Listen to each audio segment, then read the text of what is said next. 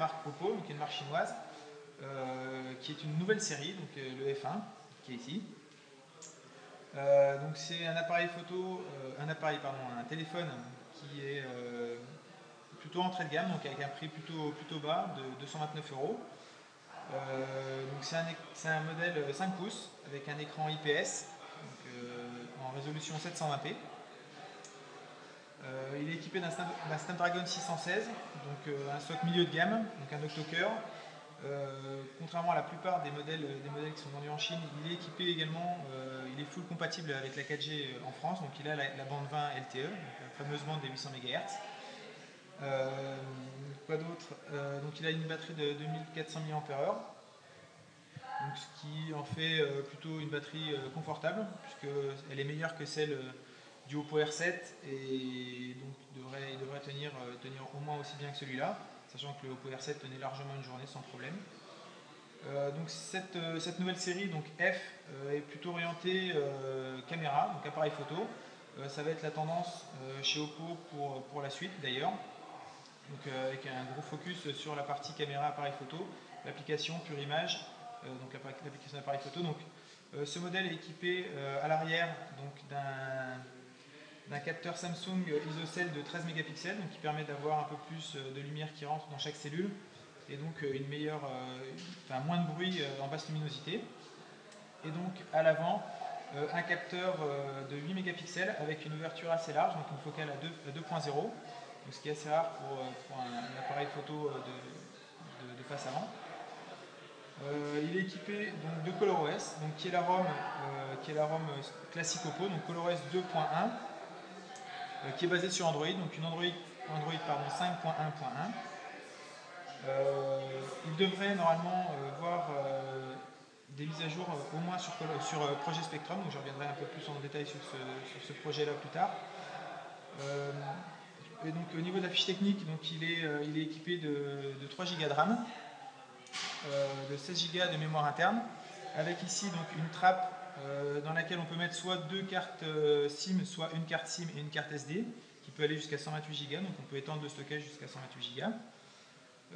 Un appareil photo qui est assez léger, assez agréable à prendre en main. Les bords sont beaucoup plus arrondis que sur le premier modèle de la série R. Donc le R5 était plutôt tranchant et assez désagréable en main. Celui-ci est vraiment très très agréable. Donc avec un écran 2,5D, donc un verre qui est un petit peu arrondi sur les côtés, ce qui permet d'avoir encore une prise en main un peu plus agréable. Les touches tactiles en bas. Et donc voilà, ColorOS qui est installé dessus avec beaucoup de fonctionnalités sympathiques, notamment toute une série de gestures. Donc, c'est un caméra qui est donc orienté à appareil photo. Donc, on dessine un rond et ça démarre l'appareil photo. Donc, on n'a pas besoin de bouton pour démarrer l'appareil photo. Donc, ce mode appareil photo, il est assez évolué. Donc, ici, on va pouvoir retrouver toute une série de modes différents. Donc, du mode basique, l'Ultra HD qui va combiner différents clichés pour les assembler et faire une photo avec une résolution beaucoup plus importante, donc de l'ordre de 4 fois la résolution du capteur. Différents modes, donc le panorama, une obturation lente qui permet d'avoir un capteur qui reste ouvert jusqu'à 16 secondes, donc pour faire du light painting ou des photos de nuit avec des éclairages, ça peut être assez sympa. Et puis des choses un peu plus évoluées, donc un mode expert qui permet de régler donc, la balance des blancs, l'ouverture, les choses comme ça. Un mode RAW qui permet d'avoir directement le fichier image du capteur, qu'on peut retraiter derrière avec des outils appropriés. Un mode double exposition qui permet de faire une double exposition de la même photo pour avoir des choses assez sympathiques aussi, donc des choses un petit peu évoluées. Voilà, donc, ici l'appareil photo. Au niveau de la vidéo, donc, pareil, ici on a différentes fonctions, donc, on peut faire du time-lapse, de l'enregistrement rapide. Au niveau des paramètres, donc, il filme en Full HD ou en 720 au choix. Au niveau du capteur, c'est du 13 mégapixels mais en 4 tiers ou du 10 mégas en 16 neuvième.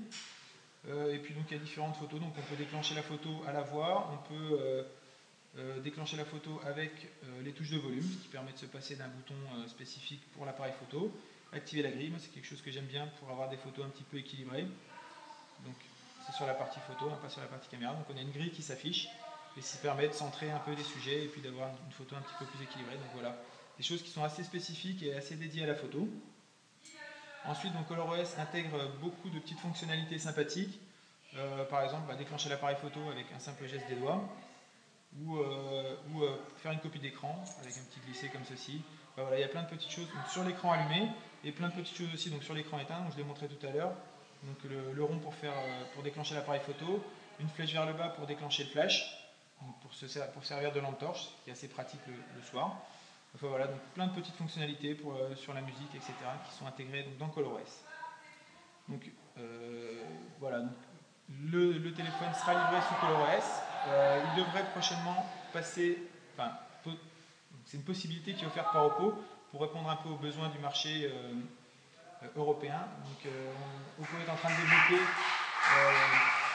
une ROM basée sur Android pur, donc avec du matériel design, donc quelque chose de beaucoup plus européen que chinois.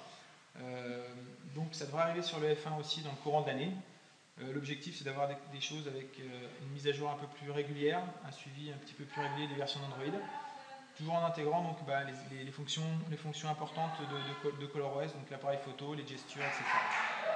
Voilà, donc je vous laisse pour la suite et puis je vous remercie de m'avoir écouté. Merci beaucoup.